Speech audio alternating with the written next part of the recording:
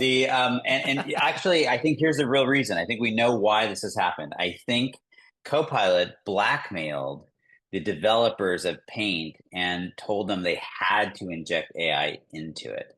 Hmm. So if I'm referencing news that Anthropic released that their new AI model, Opus 4, which they just released, that in its testing, they actually gave it a rating that they have internally, which basically ratcheted up sort of like their DEF CON level. And the reason is in their testing, they I guess simulated, I guess was the word, they uploaded a set of documents that would imply that they're going to shut it down, and gave the model ammunition, so to speak, and the model attempted to blackmail the developers about, I think, like threatening to disclose an affair or something, Hmm. if they to try to keep it from shutting itself down. And so just utterly sort of wild, and I'm sure will stoke the fears of everyone who is sure we're going to have the AI Armageddon and all of that. But pretty hilarious.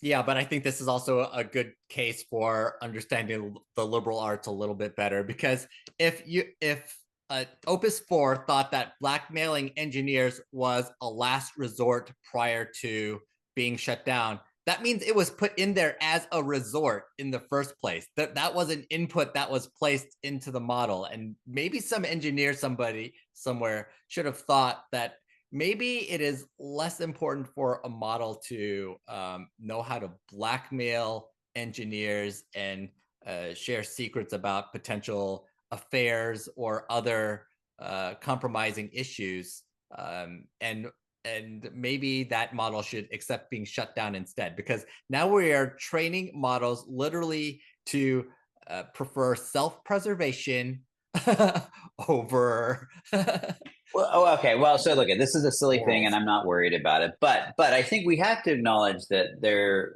I don't. It's not that simple, right? I mean, this is an emergent property, right? That's the whole nature of these sort of models. Is Mhm. that it's not like that somebody sat in there and trained it that said, "Hey, as a last resort, you should be worried about this." But it has this opus of knowledge and drawing in that, and the training data. I think this is the thing that people get kind of wrapped around the axle. It's not like, yes, you can tune a model and you can train it for a specific purpose, but these large language models aren't really tuned for a specific purpose. They're tuned to deliver results, but they're just fed a massive amount of data, and it's the model that's sort of trying to make sense of all of that. And what it speaks to is the human condition, because what that really speaks to is that somewhere in this training data, there are stories, there's references where the models, right? Because it's just putting word after word. It's saying, in this situation, the resort is I blackmail, right? And that's so somewhere in Yes. this opus of knowledge is it's the human condition comes um, out of all of this, and it's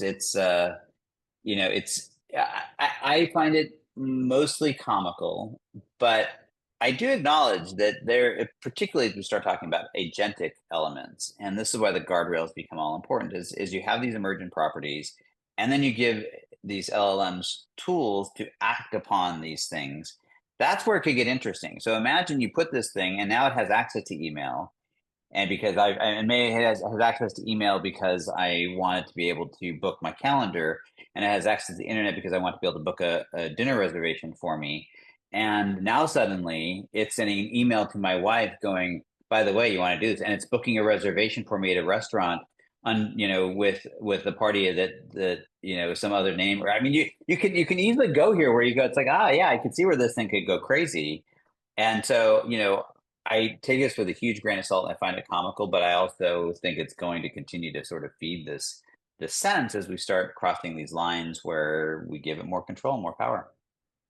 Yeah, I also think that context matters, because if you're asking for dinner reservations and then threatening to shut down the model, maybe the model just says, no, thank you.